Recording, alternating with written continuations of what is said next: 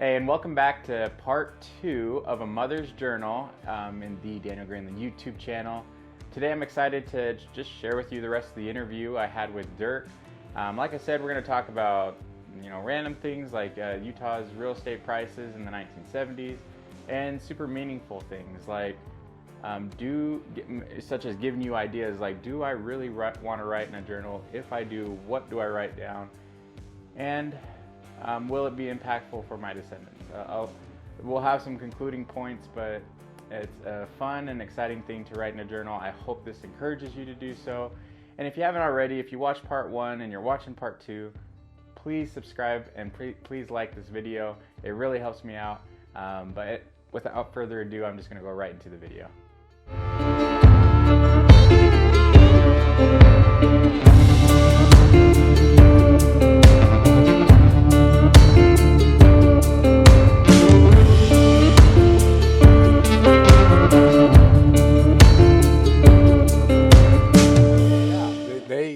Some things my mother wrote about that surprised me. And, there was another one here. She talks about the price of land back in Utah. She was visiting. And do you mind if Yeah, go ahead. So and I wasn't there on this particular trip, but she was up there visiting some friends. And it was up in Utah. And my mother wanted to move to Utah at some point in time. My father really didn't. They both had decent jobs here. But anyway, they were up there looking at homes. And they went to look at these new homes, and she says that a house for sale that we loved, but when we called about it, it was priced at $75,900 on a half acre, a little higher for us. An acre of land, just undeveloped, was anywhere from $19,000 to $20,000, while a half acre sells for $16,000 to $18,000. She says, "Sure wish we could afford to live there." Wow! But that was the price of land back in. This is a 2-pager, so this was the 8/9/78 Wednesday. August 9th. Yeah, August 9th of 1978. Was the price. So with a half acre of land, almost 80 grand, 75.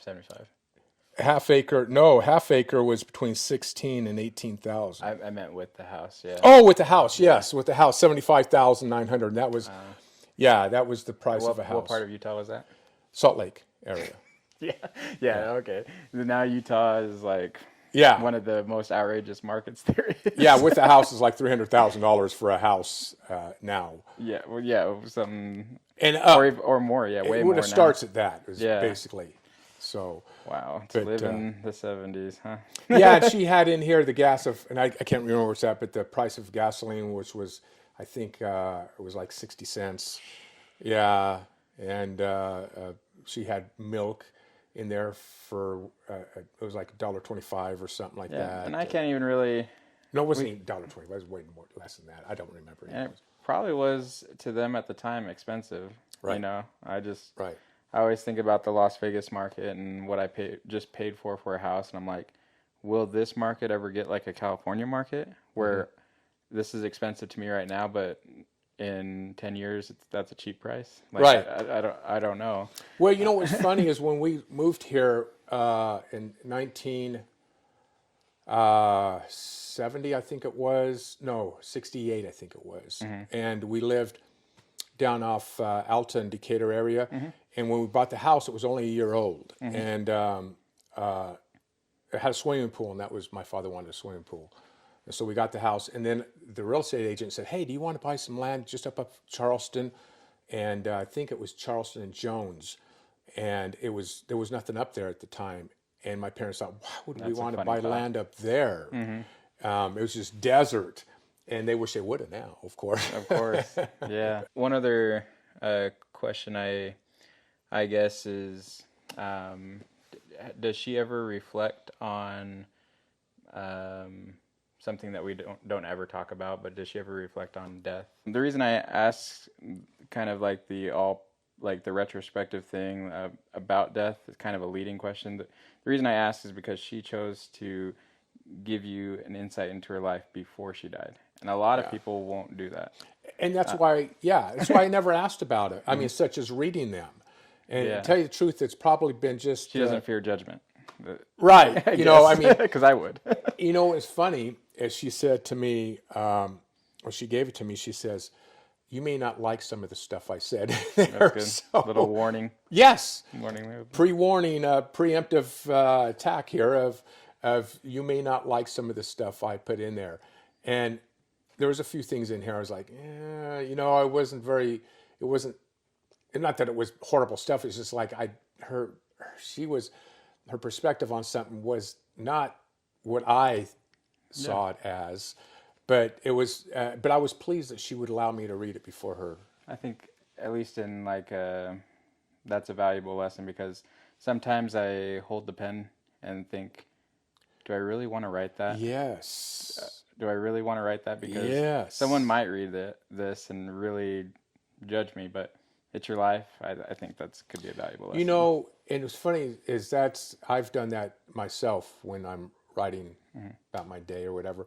But, you know, she even said, my mother said that she wasn't sure what she's going to do with the journals, and she would be even just fine with them being destroyed after her death, because she didn't know if anybody would want to read them. And I think she's undervalued this as something that's will be cherished for me, her grandkids, and I think that it was something that's very valuable.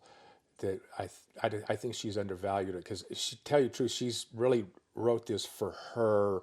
It's kind of therapeutic. It really is, and so she's wrote this just for something that she enjoys, for just as therapeutic. Yeah, my grandma, she lives in Montana right now, and she's starting to lose her memory a little bit. But I kind of interviewed her, not for the YouTube channel or anything, but I just kind of interviewed her because I really wanted to know. I'm like grasping for like what stories she's ever told me, and she told me like some crazy things, like that her dad had committed suicide. I never knew that my great grandfather committed suicide. Nobody ever talked to me about that, and I just wish. I mean, she should know. I mean, next time you talk to her, and you have told her, but this is tremendous value.